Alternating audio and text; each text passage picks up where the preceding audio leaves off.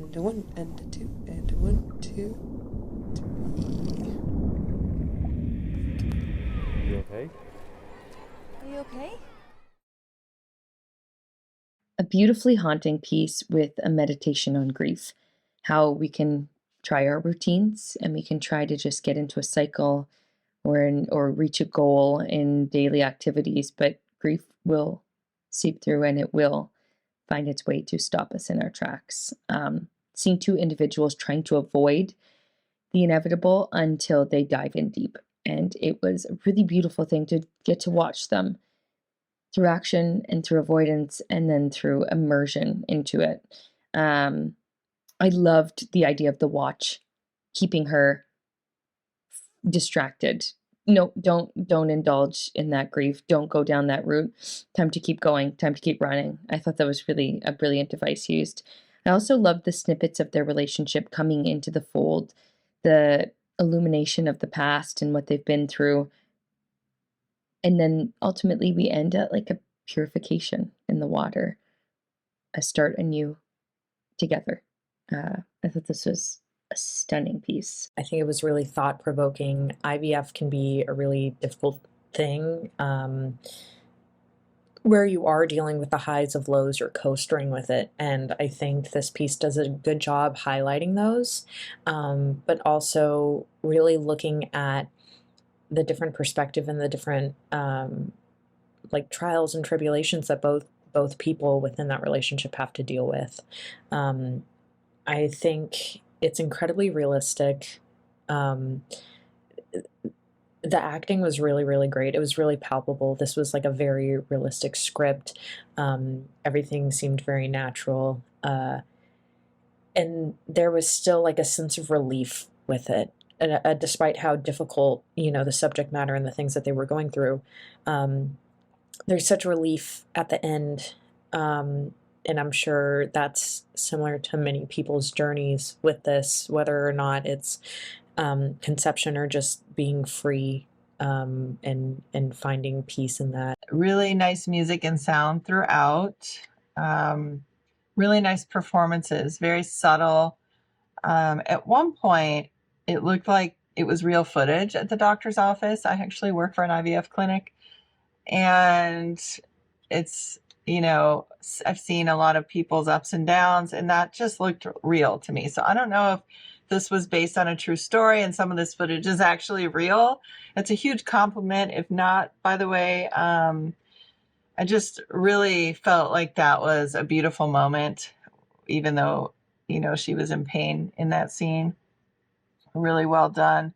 Really like the overhead shot when she scrapes her knee when she's running.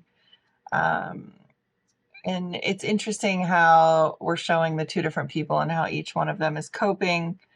Just great close up on the cliff too, and really nice acting. I like how they meet there and they just dive into the water together and just kind of feel free at the end, like they're getting rid of this baggage. And I like the shot too of the two wedding rings on the tray. Just interesting to me. And I feel like it's also about finding hope and renewal. It feels like these home videos or these cell phone videos are meant to symbolize her memories along this journey. And she's been masking her pain for a long time. And when she falls, she almost has to face it all. And it feels like more than just the pain of the knee, because she lets out this guttural scream. It's like she's letting out so much. And we see what we think is the dissolvement of a marriage when he's putting the ring on the counter. She has the ring next to his. And you think has this attempt to have children been a thorn in the side of this relationship, eventually tearing them apart. I think the run is symbolic. I think she comes back from it different, stronger, able to move forward despite the pain.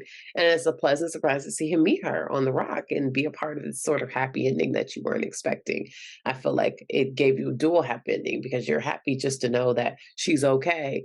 And despite all this, she's stronger. But then you see that, yes, her love still prevailed, which was nice. Coasteering is the act of you diving into the impact zone. It's where the oceans meet with the cliffs and the earth and the atmosphere. And so you kind of see this journey to leading up to this activity. Nature essentially is taking its course. She is literally immersing herself in this atmosphere. There's this concept of Mother Nature, so to speak. And, she has these moments of flashbacks to what she's processing, what she's struggling with, and what she's ultimately grieving, the loss of the idea of motherhood, as IVF has failed them once again, and they've made this decision not to continue trying. And this is their process to take in this hard truth for them, this hard journey. Sometimes we aren't in control of not being able to get what we want, and we have to cope with that experience. And we see this moment where, with this woman, she finally lets herself scream in this pain as she falls to the ground and scrapes her knee, and she has this moment of rage to just scream and let it all out and just kind of let her body feel this pain. Yet she still gets up and still keeps moving, to still keep going, to then dive into this body of water with her partner and really have this building this new memory, this new experience, to another step to letting go. This film felt very genuine, showing the struggles with infertility. And I know a lot of them do forget men are going through the pain too of losing children and not being able to have them. We usually just focus on the anguish of the woman and her mental health. So this film was one that did remember it, which is probably shows that it was written by a woman and directed by a woman who's been through this pain. So she understands it, and so she could put it well on screen, and it shows that it's probably someone who also communicates with their husband very well. This is something that people don't talk about a lot, and it's something that should be shown, because it kind of answers the question, why is it rude to ask why somebody doesn't have children yet?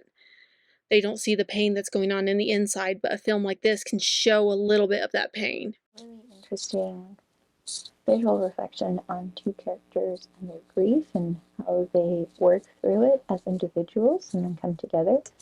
I think the story uses editing really well to bring this to life as a story and give us enough context about the backstory of the characters, but it also has a really great flow in terms of having those emotions come through as well.